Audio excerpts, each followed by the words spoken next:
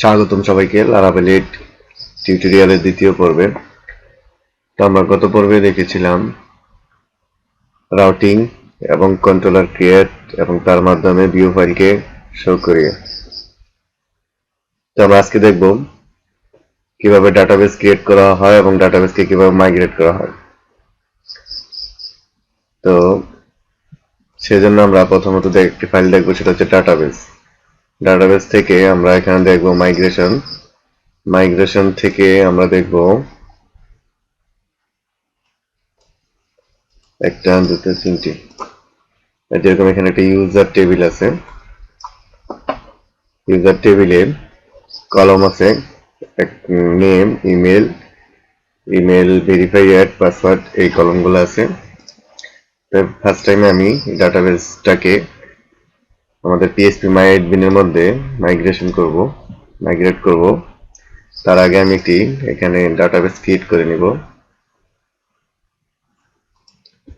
Database create করার জন্য এখানে লিখব ক্রুড, একটা ডাটাবেসের নাম দিলাম, তারপর ক্রিয়েট ক্লিক করলাম। তারপরে আমি এখন চলে যাব ইএনবি ফাইলে, .env ফাইল। এখানে আমাদের মূলত এগুলা ডাটাবেসের নাম, ইউজার নেম এবং পাসওয়ার্ড দেওয়া লাগে। তো এখানে ডাটাবেস নামটা হবে ক্রুড এবং এটার ইউজার নেম হচ্ছে রুট, পাসওয়ার্ড নাই, সেজন্য আমি খালি রাখলাম এবং আমি সেভ করলাম। সেভ করার পর আমি প্রজেক্ট ফোল্ডারে চলে যাব।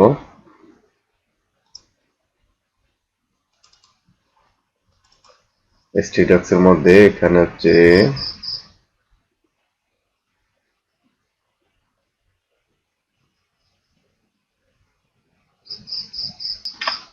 সেখান থেকে আমাদের প্রজেক্ট ফোল্ডারটার নাম ছিল ক্রুড, সেখানে চলে যাব এবং এখানে আমি গিট বেশ একটি ওপেন করব। তো এখানে আমি একটি কমান্ড লিখব, কমান্ড হচ্ছে php artisan migrate। যখন লিখবো তখন দেখবো আমাদের ডাটাবেস গুলো, যে টেবিলগুলো আছে, অটোমেটিক ক্রিয়েট হয়ে যাবে, যে হয়ে গেছে ইনশাআল্লাহ। এবার আমি চেক করব আমাদের ডাটাবেসে কলামগুলো আসছে কিনা। টেবিলগুলো, হ্যাঁ, টেবিলগুলো চলে আসছে। তো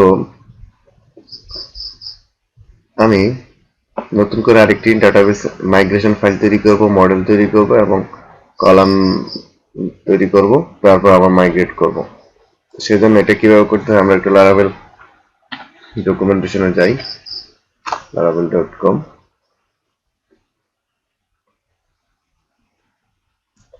ডকুমেন্টেশন,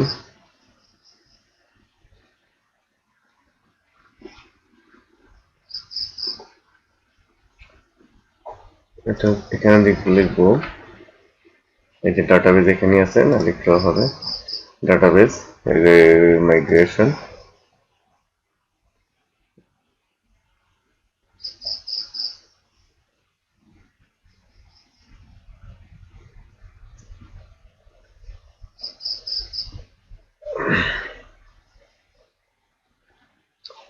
তারপর গেটিং স্টার্টে যাই, এখানে ফার্স্ট থেকে সব কমান্ড লিখে থাকবে।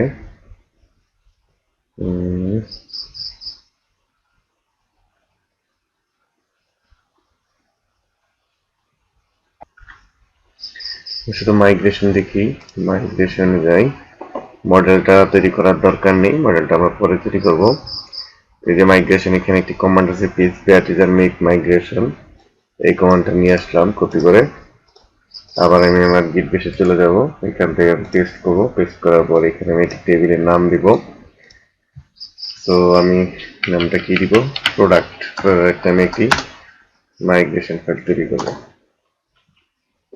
দেখেন কি দেখাচ্ছে, লিখব প্রোডাক্ট,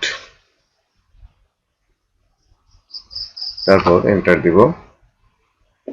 এন্টার দেওয়ার সাথে সাথে আমরা দেখতে পাবো এখানে একটি মাইগ্রেশন ফাইল ক্রিয়েট হয়ে গেছে। সেটার জন্য আমাদের কোথায় যেতে হবে, ডাটাবেস মাইগ্রেশন, যেটা প্রোডাক্ট। সরি, একটা জিনিস মাথায় রাখতে হবে, আমাদের সবসময় মাইগ্রেশন ফাইলটা প্লুরাল হবে, এখানে সিঙ্গুলার হয়েছে, সেজন্য এটা কেটে দিলাম। কেটে দিয়ে আমি আরেকবার তৈরি করি। তো কমান্ডটা কেটে দিলাম, দিয়ে আমি এখানে লিখব এস, তারপর এন্টার দিলাম। মাইগ্রেশন ফাইল ইসের নেম সবসময় প্লুরাল হবে, যে প্রোডাক্টস হয়েছে।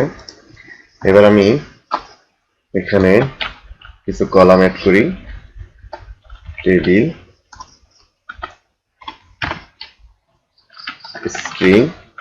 এখানে যে স্ট্রিং লিখি আমরা, এটা হচ্ছে ভার্কার। আমরা যে ভার্কার পিএইচপিতে ম্যানুয়ালি যখন ডাটাবেস তৈরি করতে গিয়েছিলাম, সেখানে যে ভার্কার আছে, সেই ভার্কারটা হচ্ছে এখানে স্ট্রিং।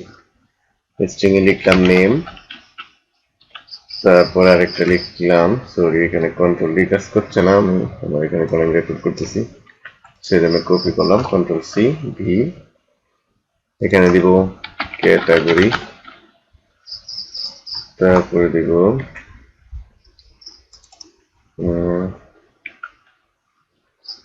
ব্র্যান্ড, ব্র্যান্ড, তারপর দিব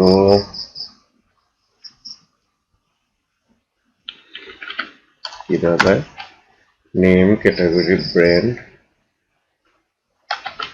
প্রাইস, তারপর দিব কোয়ান্টিটি। কোয়ান্টিটি বিষয়টা এখানে একটি জিনিস লক্ষ্য করবেন, কোয়ান্টিটি, যেহেতু কোয়ান্টিটি হচ্ছে কোয়ান্টিটি এবং প্রাইস, এই দুটো জিনিস যেহেতু ডিজিট নিয়ে কাজ হবে, এখানে আমরা স্ট্রিং দিব না। স্ট্রিং দিলে লেটার অনেক সময় বলে ইনসার্ট হয়ে যাবে, সেই জন্য আমাদের এখানে যাতে শুধু ডিজিটই ইনসার্ট হয়, সেই জন্য আমরা এখানে ইন্টিজার ভ্যালু দিলাম। এখানে একটা জিনিস লক্ষ্য করবেন, আমরা যদি ইন্টিজার ইউজ করি তাহলে কিন্তু এখানে দশমিকের যে পয়েন্টগুলো আছে এগুলা কখনোই এখানে ইনসার্ট হবে না। সেই জন্য আমাদের কি করতে হবে, সবচেয়ে বেটার হবে অনেকে অনেক জিনিস ইউজ করে, ডেসিমাল ইউজ করে, তারপর ওই আছে, আমি এখানে সবসময় রেফার করি ডাবলটা ইউজ করতে। তাহলে আপনার দশমিক, দশমিক উইদাউট দশমিক ছাড়া আপনি এখানে ডাটা ইনসার্ট করতে পারবেন। তারপর হচ্ছে টেবিল, এখানে দিব ইন্টিজার দিলাম, এখানে দিব স্ট্যাটাস। 3 ইন্টিজার দিলে হতো, 3 ইন্টিজার মানে 4 ডিজিট পর্যন্ত, আর ইন্টিজার মানে 11 ডিজিট, সমস্যা নেই।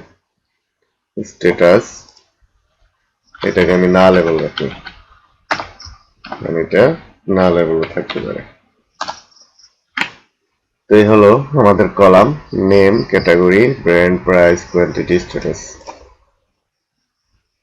হ্যাঁ, এবার আমি এটা কেটে দিলাম, এবং এই বর্তমানে আমি এইটাকে আবার মাইগ্রেট করব। দেখবো মাইগ্রেট করার সাথে সাথে আমার পরবর্তী টেবিলটা ক্রিয়েট করেছি সেটা চলে যাবে।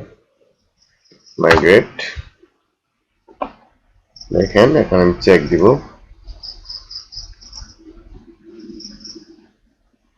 এই যে প্রোডাক্টস, এখানে দেখতে পাচ্ছেন name, category, brand, quantity, status, এগুলা ক্রিয়েট হয়ে গেছে। তো আজকের মধ্যে এখানেই শেষ।